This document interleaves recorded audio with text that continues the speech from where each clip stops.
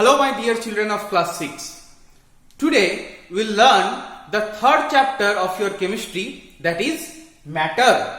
You already have little bit of conception about matter, okay? So it will be very easy for you to learn provided you watch this video nicely and write what I am saying, okay? So let's start. First we have to learn what do we understand by the term matter. Okay, please remember matter is something that occupy some space and has mass. So if something occupies some space and have mass, we call it matter. Understood? So after understanding about matter, there is one more term with what you get very confused. The name of that term is substance. Alright. Matter, any matter is made up of some kind of particles. Okay. Suppose if I talk about air is made of oxygen, nitrogen and all. So these are called as substance. Suppose I have got this pen. Okay. This is made of plastic. So plastic is the substance and pen is the matter. I hope you understand about matter and substance. Substance is those particles by what the matter is made of. Now we have to discuss different states of matter, and you have already learnt about solid, liquids and gases. Okay. So without wasting any more time, we will learn few properties of solid, liquid and gases. Okay. Suppose I have this duster with me. All of you know it is solid. Okay. And I have got a bottle of water. So like water is also liquid, you all know. Now let's see what else we can learn from observing these two objects very nicely. Like if I press this thing or solid, thus shape is not changing. Okay, and the volume is also not changing. So solids have what? Definite shape and volume. But say for liquid, the volume is same. Suppose this is 1 liter bottle. Half of it is filled means what? Half liter of water is there. So the volume is fixed. But now if I ask you, can you tell me the shape of the water? All of you can say cylinder. Okay, because it is round. Now if I just tilt the bottle this much, see it is not cylinder anymore. The shape of water has got changed. So liquid, they have a definite volume but not definite shape. They take up the shape of the container, right? Now for gases, they take the shape and volume both of the container. Suppose inside this bottle, I remove the water and I make it empty. That means what? Air is there. Okay. So the inside air has the volume of the entire bottle and the shape also. So I hope you understand about the methods of shape and volume. So if I make a chart of these three properties, like definite shape and suppose if I write here definite volume and we write here solid, liquid and gas. Okay. So let's tick. Okay. Like what we have learned.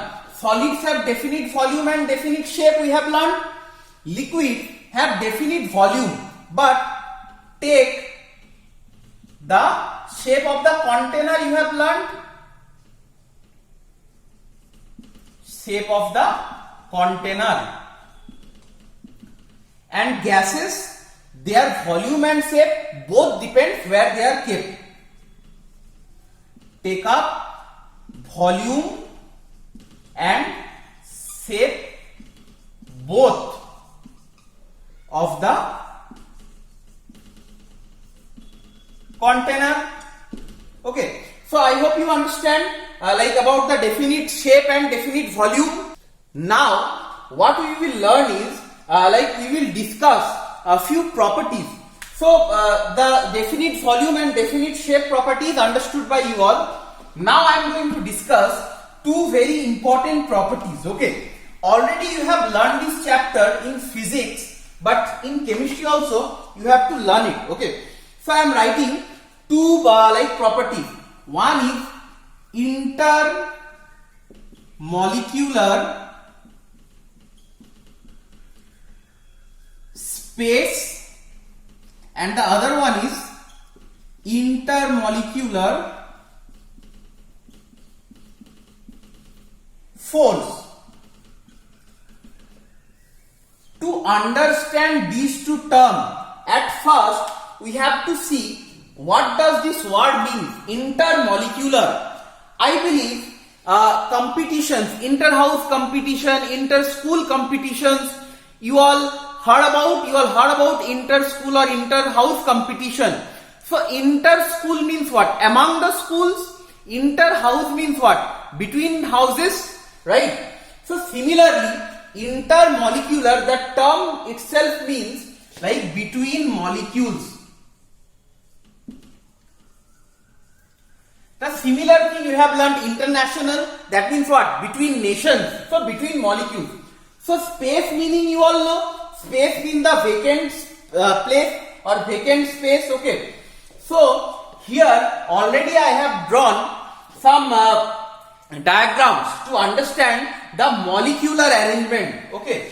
I can name it as molecular arrangement of solid, liquid and gases.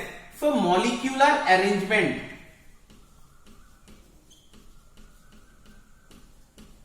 So what we can see is in solid you all already have learned particles are very tightly packed and in gas particles are very loosely packed. In liquid the packing of particles are in between solid and liquid. So as you know, like suppose these are the intermolecular spaces. Okay, the space which is there between the molecules. See, I am not being able to like fill up the space. That means what? The intermolecular space is least for solid, okay, and maximum for gas. Whereas in liquid, it is in the between of solid and gas. The intermolecular space is more than solid in liquid, but it is less than gas. See, you can see so many vacant space, right? So hence we understand. Alright, and here it is like more than this, but less than the gas. So I hope you understand about intermolecular space. Okay, I have told you the definition also of intermolecular space, the space between molecules. Similarly, intermolecular force, this is just the opposite. Here, what we have learned, like intermolecular space, gas is the maximum, then liquid, and then solid, right? For intermolecular force, or we can call it intermolecular attraction force. So intermolecular attraction force is that force which acts between the molecules, the attraction force between the molecules. So like where the attraction force is more, there the like molecules will be close. Suppose these two molecules have strong attraction force, so they will be together, and if they have very loose attraction force, so they will be very far apart, right? So similarly, where like molecules or particles are very closely packed, that has most of attraction force, and where it is the most loosely packed, there we have least amount of attraction force. So intermolecular attraction force order will be, it is maximum in solid, then liquid, and then gas. Just the opposite. I hope you understand about intermolecular space and intermolecular force. Now let me tell you like why this thing happens. Okay, it's all depends on the kinetic energy of the particles. Now what is this kinetic energy? You will learn it in higher classes. Okay, it is a kind of mechanical energy. It all depends on the kinetic energy. I have said kinetic energy of the particles. Probably you all have learned before that energy cannot be created or destroyed. It can be transformed, it can be converted from one form to another. So see what happens. You all know how to make a solid to liquid by doing what? By giving heat energy, right? So if you supply heat energy, that energy is transferred to the matter, and now the molecules are absorbing that energy and they are becoming energetic. Like when you eat food, what do? You gain some energy and you become energetic and you run around. Similarly, molecules or particles, once they get some energy, their kinetic energy what? Increases and they try to move out. Okay, so as like they try to move out, so the speed of the molecules also increases, and that is why they continuously keep on pushing the wall where they are enclosed. Okay, and that is how the intermolecular space also increases if the particles started moving out, so the space will increase. So this is why solid turns to liquid and liquid turns to gas on heating, because kinetic energy increases. Okay, now suppose I am pressing this pen from both ends. Is it becoming small? No, na. But say for this bottle, if I press it like this, let me open the lid. Because of air pressure it is not being pressed. Okay, if I open the lid and if I press it strongly, see, it is becoming small. Okay, that means what? The water is also becoming small. And in gas, suppose like when you play with balloon, if you press the balloon, it becomes small.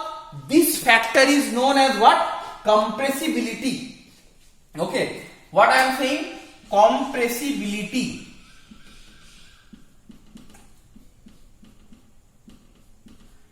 Pressing means what? Compression. So compressibility are maximum in gas and least in solid.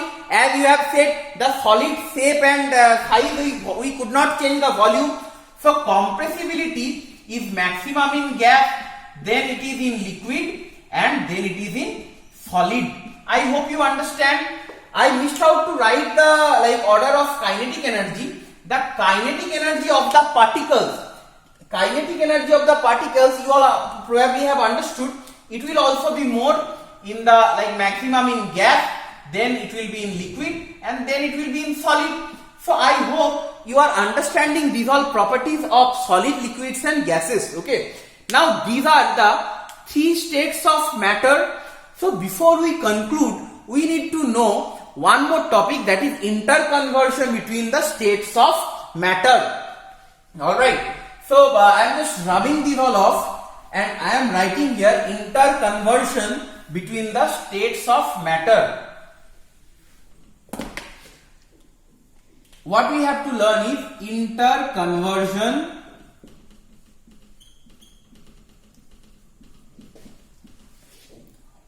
of states of matter, because you all know solid, liquid and gas, they are three states of matter. But the discussion is not finished here. You will learn about colloidal state and all in higher classes. Okay, so let's see what happens here. Suppose you have a solid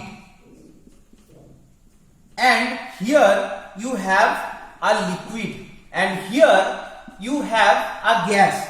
Okay, so now we have to understand how we can change the solid into liquid. You all know very well, like solid can be changed to liquid by melting, right? And how liquid can be changed to gas? By vaporization, by vaporizing, or you can write by boiling of water. Okay, now if you want to come back from gas to solid, how can you get liquid from gas? By condensation.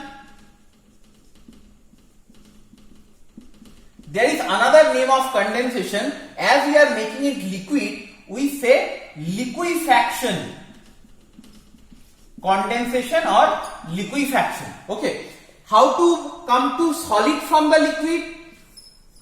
By freezing That means what? Removing the temperature. So I hope you understood the interconversion of the states of matter, how you can obtain from one state to another. Well, let me remind you about one more procedure what you have already learned in your second chapter, mixture. From solid also at times you can get direct gases. Okay, we call it sublimation. I hope you remember about that. So that is all about the chapter matter. I hope you really understood these concepts, and once you understand these concepts, okay, we have to discuss some question answers, and after that I'll be giving you some interesting activities also. Thank you, children.